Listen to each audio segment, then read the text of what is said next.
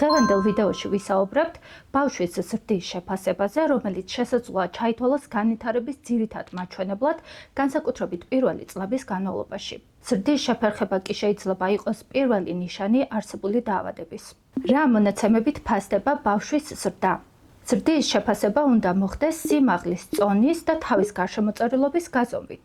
ეს მონაცემები იზომება და ფასდება პედიატრთან ყოველი ვიზიტის დროს. როგორ ვზომავთ წონას, სიმაღლეს და თავის გარშემოწერილობას ბავშვებში?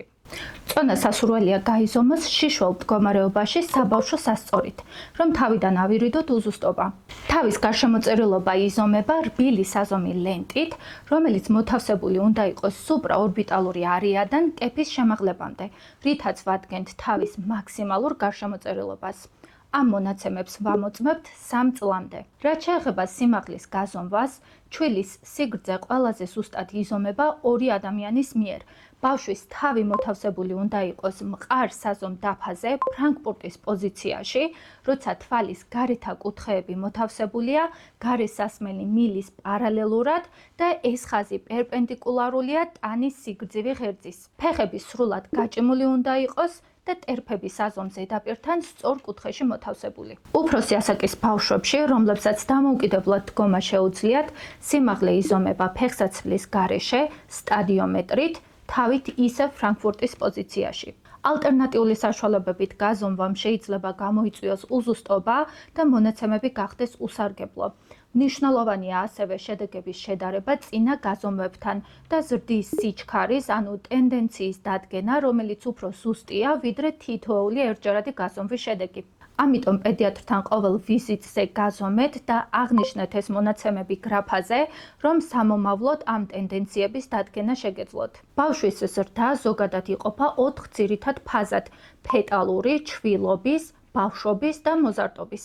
ზრდის სიჩქარე ასაკის მიხედვით იცვლება. ფეტალური ზრდის პერიოდი ეს არის მუცლად ყოფნის პერიოდი, რომელიც ყველაზე სწრაფი ფაზაა. დაბადების წონა და სიმაღლე აუცილებლად არ განსაზღვრავს ზრდასრულ წონას და სიმაღლეს, თუმცა ამ ფაზაში ზრდის შემაფერხებელმა ფაქტორებმა შესაძლოა ასევე გრძელვადიანი ეფექტების გამოიწვიოს. ჩვილობის პერიოდის ზრდა ეს არის პერიოდი პირველი წლის განმავლობაში, რომელიც განსაკუთრებით მგრძნობიარია კვების და თანდაყოლილი მდგომარეობების მიმართ. ბავშვობის პერიოდში ზრდა 1 წლის შემდეგ ხშირად ყველაზე მუდმივი და პროგნოზირებადია. მოზარდობის პერიოდი დაახლოებით 10 წლის ასაკიდან იწყება, როდესაც დასაწყისში ხდება ზრდის სიჩქარის შენელება, განსაკუთრებით ბიჭებში და პუბერტატისას სქესობრივი ჰორმონები, ტესტოსტერონი და ესტროგენი აძლიერებს ზრდის ჰორმონის სეკრეციას და იწვევს ზრდის აჩქარებას. ბიჭები არა მხოლოდ მაღალი სიჩქარით იზრდებიან, არამედ დაახლოებით 2 წლით მეტ ხანს ვიდრე გოგონები, რაც განაპირობებს ზრდასრულ ასაკში მამაკაცებში საშუალოდ უფრო დიდ სიმაღლეს. როგორ გამოვთვალოთ ბავშვის საბოლოო სიმაღლე? ბავშვის სიმაღლე ყველაზე მჭიდრო კავშირშია გენეტიკასთან, ანუ მშობლების სიმაღლესთან. საშუალოდ მამაკაცები ქალებზე 13 სანტიმეტრით უფრო მაღლები არიან, ამიტომ გოგონას შემთხვევაში მამის სიმაღლეს აკლდება 13 სანტიმეტრი და შემდეგ ხდება საშუალო მაჩვენებლის გამოთვლა დედის სიმაღლესთან ერთად. ბიჭების შემთხვევაში პირიქით დედის სიმაღლეს ემატება 13 სანტიმეტრი და შემდეგ ხდება საშუალო მაჩვენებლის გამოთვლა მამის სიმაღლესთან ერთად. მიღებულ შედეგებს უნდა დავუმატოთ ან გამოვაკლოთ 10 სანტიმეტრი, რომ მივიღოთ საშუალო სიმაღლის გენეტიკური სამიზნე. წონა, სიმაღლე და თავის გარშემოწერილობა ყოველი პედიატრთან ვიზიტის დროს იზომება და მონაცემების სასურველია დავიტანოთ ზრდის გრაფაზე. რა არის ზრდის გრაფები და როგორ უნდა გავაკეთოთ მისი ინტერპრეტაცია? არსებობს რამდენიმე ტიპის ზრდის გრაფა, რომელშიც ავსახავთ ბავშვის წონას, სიმაღლეს, სხეულის მასის ინდექსს 2 წელზე მეტი ასაკის ბავშვებში და ასევე თავის გარშემოწერილობას. ისინი საშუალებას გვაძლევს დავაკვირდეთ ბავშვის ზრდა შეესაბამება თუ არა ასაკსა და სქესს, როგორია ბავშვი თანატოლებთან შედარებით, როგორია ზრდის სიჩქარე დროთა განმავლობაში და არის თუ არა ნიშნები ქრონიკული დაავადებების, არასაკმარისი კვების, ენდოკრინული პათოლოგიის, რაც დამატებით ყურადღებას საჭიროებს. რომელი გრაფები უნდა გამოვიყენოთ? დაბადებიდან 24 თვემდე სასურველია გამოვიყენოთ ჯანმოს გრაფები, 24 თვის შემდეგ კი სასურველია CDC-ის გრაფები. ამ გრაფებზე ასახული ინფორმაცია დაფუძნებულია პოპულაციაში არსებულ სტანდარტებზე და ფაქტობრივ მონაცემებზე. არსებობს სპეციალური გრაფები სხვადასხვა სინდრომების მქონე ბავშვებისთვის, ასევე ნაადრევად დაბადებული ბავშვებისთვის, რომელიც კონკრეტულად მათი ზრდის კორექტირებულ ნორმებს ასახავს და ისინი უნდა გამოვიყენოთ ამ შემთხვევებში. როგორ ავსახოთ მონაცემები გრაფაზე?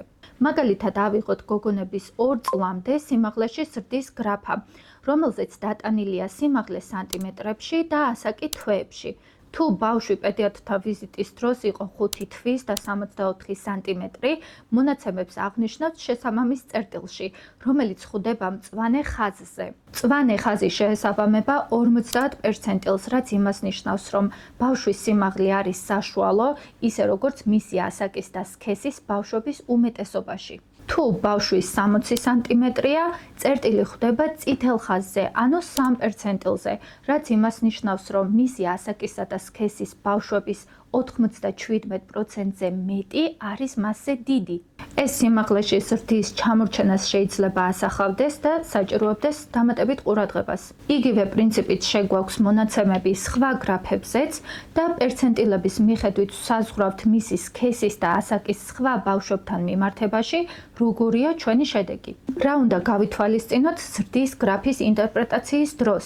უნდა გავითვალისწინოთ შესაძლო შეცდომები, მაგალითად, სწორად არის თუ არა შესრულებული გაზომვები, წონა, სიგრძე, სიმაღლე, თავის გარშემოწერილობა, არის თუ არა გესტაციური ასაკის სწორად გათვალისწინებული განსაკუთრებით ნაადრევ ბავშვებში. დიაგრამაზე მონაცემები არის თუ არა სწორად დატანილი და სწორ გრაფას ვიყენებთ თუ არა მონაცემების შესატანად. თუ მონაცემები სწორია, შემდეგ ვპასუხობთ კითხვებს. არის თუ არა სიგრძე და წონა პროპორციული, თავი იზრდება თუ არა პროპორციულად, როდის დაიწყო პრობლემა, თუ ასეთი არის და როგორ პროგრესირებს. დარღვევა მწვავეა თუ ქრონიკული და რა გარემო ფაქტორები არსებობდა პროცესის დასაწყისში. როდის არის ზრდა არასაკმარისი და საჭიროებს ყურადღებას.